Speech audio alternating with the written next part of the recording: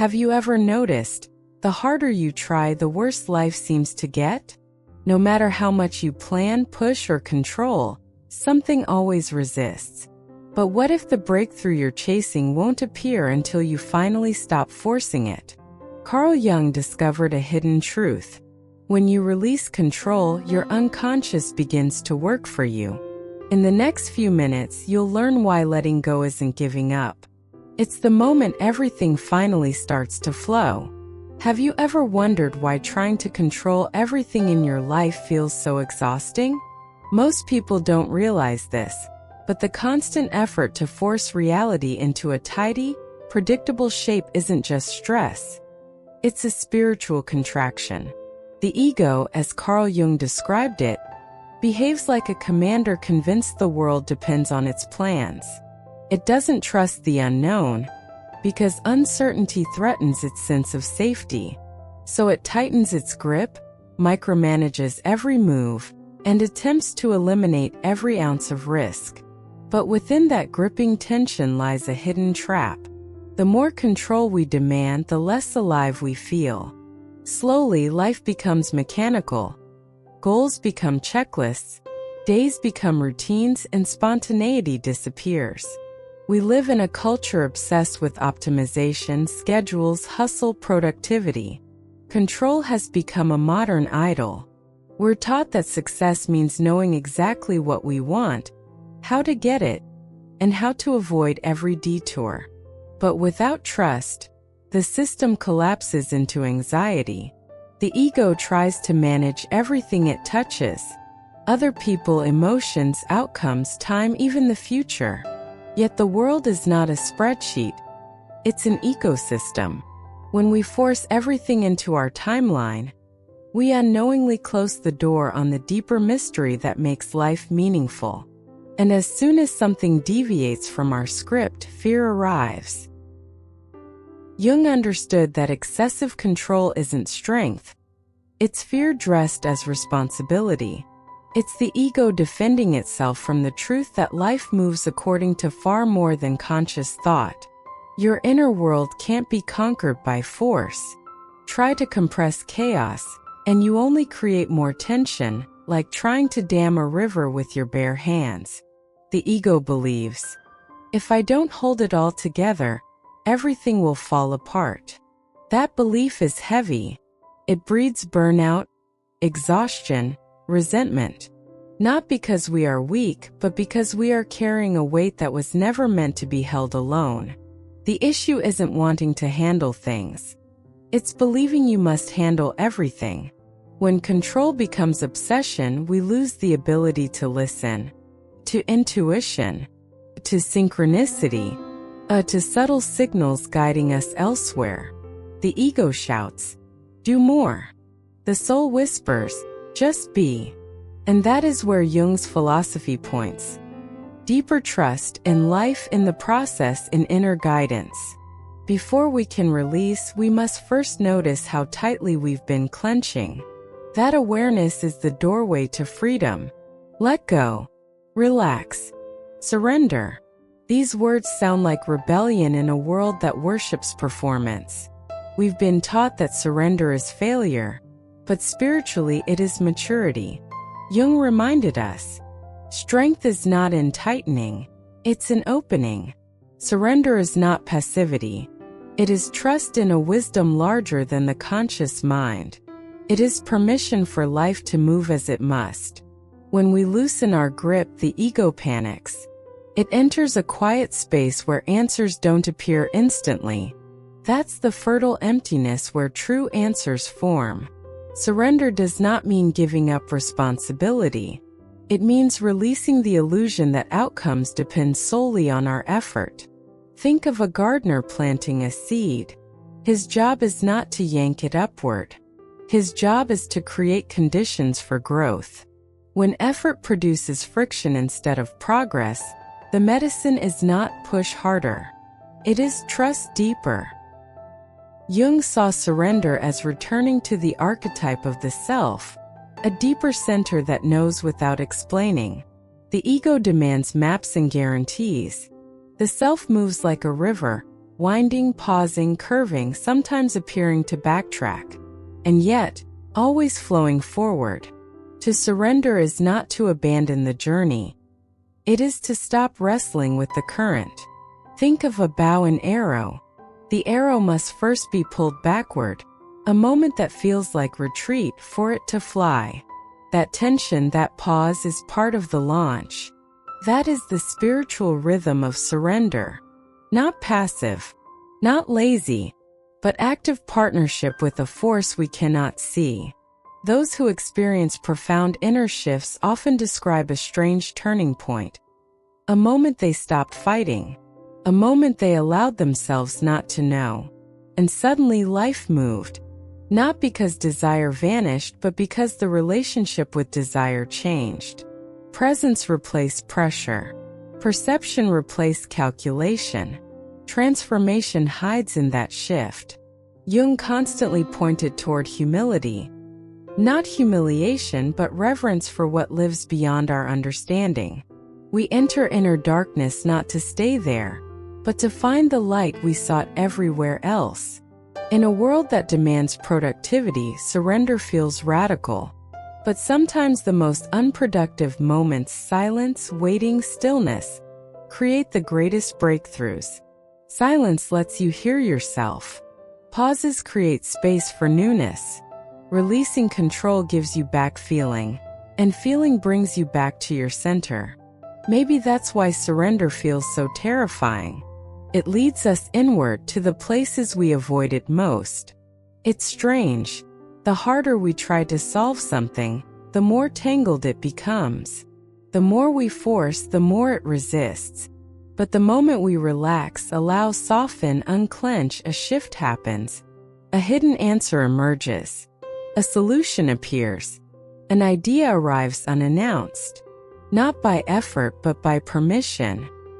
This isn't coincidence. It's a psychological law. Jung believed unconscious intelligence works when the conscious mind gets out of the way. We cannot think certain answers into being.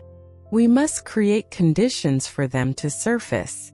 The unconscious, to Jung, wasn't a dark basement of repressed memories. It was a vast ocean of symbols, intuition, imagery, wisdom. Consciousness is the flashlight. The unconscious is the night sky. When we analyze, strategize, and push, we remain confined to the small circle of light. When we pause, something deeper begins to speak. Dreams, insights, inspiration arrive, not because we reached harder, but because we stopped obstructing. Many traditions carry the teaching of non-doing. Not laziness, but intentional stillness. A present, relaxed state where we stop forcing outcomes. Like falling asleep with a question and waking with an answer. Like walking away from a problem and having clarity strike from nowhere. Jung trusted this process. He knew the unconscious has its own intelligence, but it needs silence to speak. Modern life fears silence. If we aren't doing, producing, improving, we feel guilty. As if value only exists in motion. But the soul measures time differently. 1 hour of quiet can do more than a week of planning. This is liberation. We don't have to know everything now. We don't have to push every moment. We can allow things to grow inside us without constant supervision. Like dough rising, you can't rush it by staring or squeezing. Just create warmth, space, time. The most life-altering decisions, leaving a job, ending a relationship, choosing a path, rarely arise from spreadsheets. They arise from deeper knowing. Sometimes we sense that something inside us already knows, even before our mind can name it. That quiet knowing is the voice of the unconscious. When we stop forcing and simply listen, it begins to take shape. First as a feeling, then as an image, and eventually as action. But the key is patience. You can't pull a seed from the ground and ask why it hasn't grown. Transformation unfolds in silence, beneath the surface, in ways we cannot control or predict. Jung believed that the most profound moments of human growth are wordless. The invisible turning points when we are changing inside, long before it becomes visible outside. When we stop pushing, we are not giving up.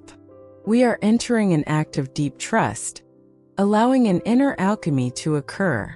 Pain begins to turn into understanding, chaos into creativity, fear into strength. This process doesn't move at the speed of the modern world, and that is precisely its power. Because what grows slowly grows deeply, and what grows deeply endures. When we learn to trust this hidden work of the soul, we begin to sense that we are not alone. Something wiser than our effort is already at work within us, something that knows, that feels, that guides. All it asks is our stillness and our surrender. Sometimes it feels like we're doing everything right. We plan, we try, we push, and yet life resists, as if we keep running into an invisible wall. So we add more effort, more strategy, more control. But the harder we push, the stronger the resistance becomes, not only from the world but from within. And here begins one of the most delicate yet powerful truths Jung uncovered: inner sabotage.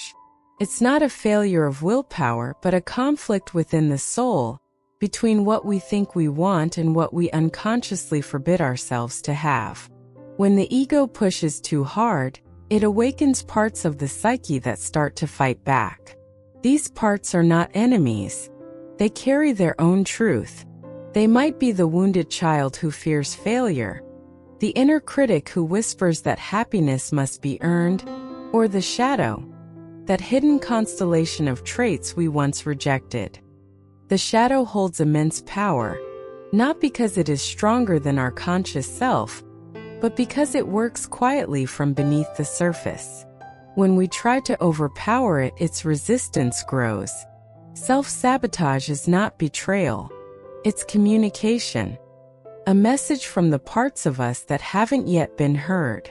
Imagine someone who works tirelessly to succeed, yet at the peak of progress somehow slips, makes a mistake, loses focus, or gives up. From the outside, it looks like laziness or bad luck. But beneath it may live a buried belief. If I succeed, I'll be alone. If I earn more, I'll lose myself. Such beliefs aren't always conscious, yet they quietly shape our choices. Within that tension lives the invisible struggle between desire and fear, between ambition and guilt. Jung taught that true change begins only when we acknowledge these inner divisions, when we stop trying to be better, and begin listening to what has long been silenced. Effort isn't always strength. Sometimes it's avoidance, an escape from pain, from stillness, from our own truth. Healing, in the deepest sense, is integration, bringing back together the divided parts of who we are. And integration can never happen through force. It happens through awareness. When we start noticing where in life we keep repeating the same pattern, where we overwork, overgive, or overtry, those places reveal the hidden conflict within. And if we have the courage to follow that thread, it often leads to the root. A wound, a fear, a forgotten part of ourselves that only wants to be seen. Maybe it's the belief that we're not enough. Maybe it's the fear that success means separation. Maybe it's the childhood memory that taught us it's safer to stay small. But once we stop fighting ourselves, something miraculous happens. Resistance turns into release. Effort gives way to ease. The current begins to carry us forward. So if you've been trying and nothing moves, don't ask, "What am I doing wrong?" Ask, "What inside me still doesn't feel safe to move forward? What in me needs to be heard?" You may discover that resistance is not your enemy. It's pain disguised as protection, waiting for your compassion. And when you finally stop running, the healing begins. Sometimes the most powerful step forward is the one where we pause. We stop pushing and start listening. And that's when the shift happens. Not in the world outside you, but inside. That inner shift, invisible, quiet, subtle, holds tremendous power. It's like releasing a rope you've been gripping for years. Your hands ache, but suddenly you can breathe. You realize the rope never held you up. It only kept you tense.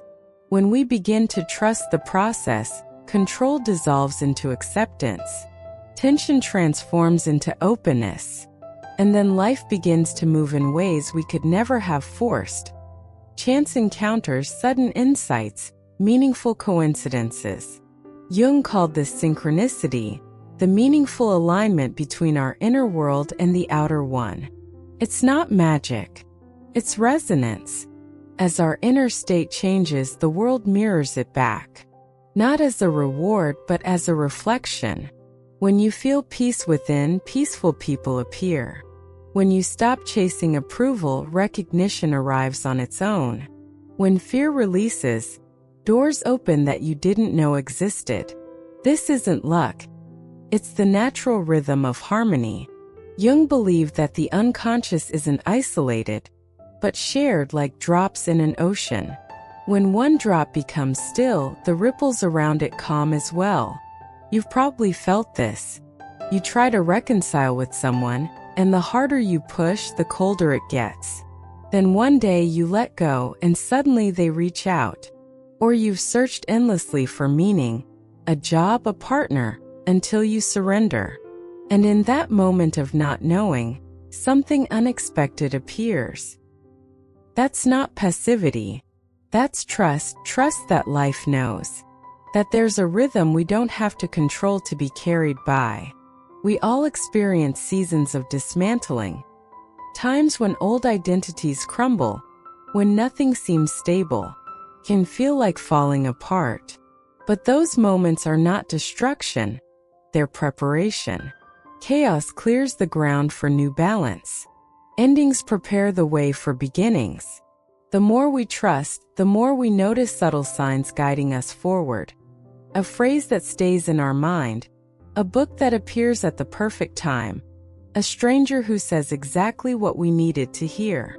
The world starts speaking in symbols, and instead of analyzing it, we start feeling it. We move from control to collaboration, from forcing life to flowing with it. We stop trying to lead the river and start traveling with its current. Some things can't be rushed. You can't force love, healing, or inspiration, but you can create space for them to emerge. And that's exactly what happens when you stop pushing and start trusting. Jung said, "What we resist within ourselves we meet outside as fate. But what we accept and embrace becomes our strength."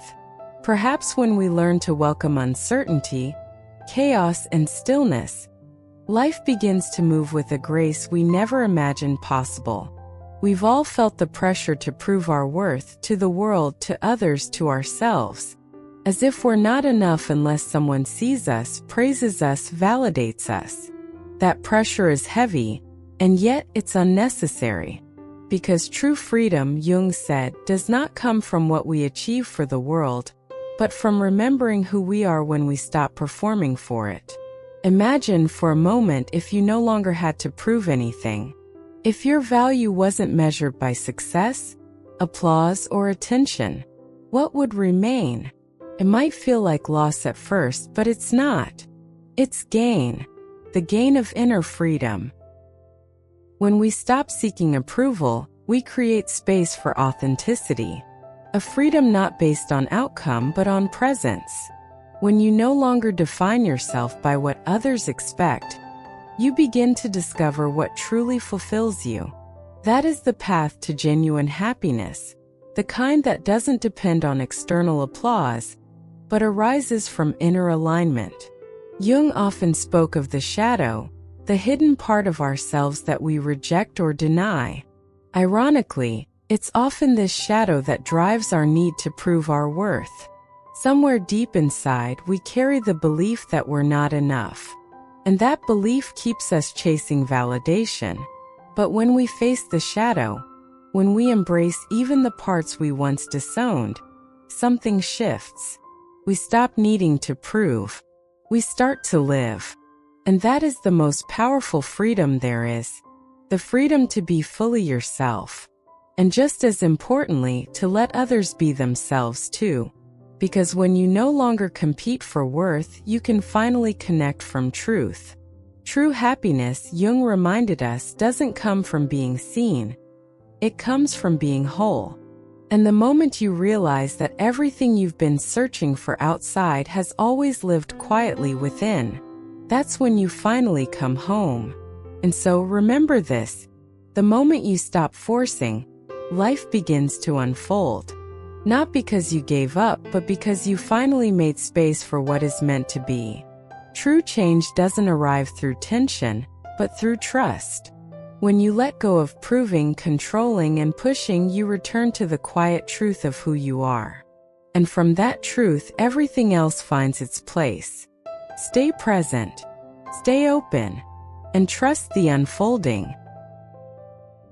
If this message resonated with you, take a moment to like this video and subscribe for more gentle reminders of your inner power.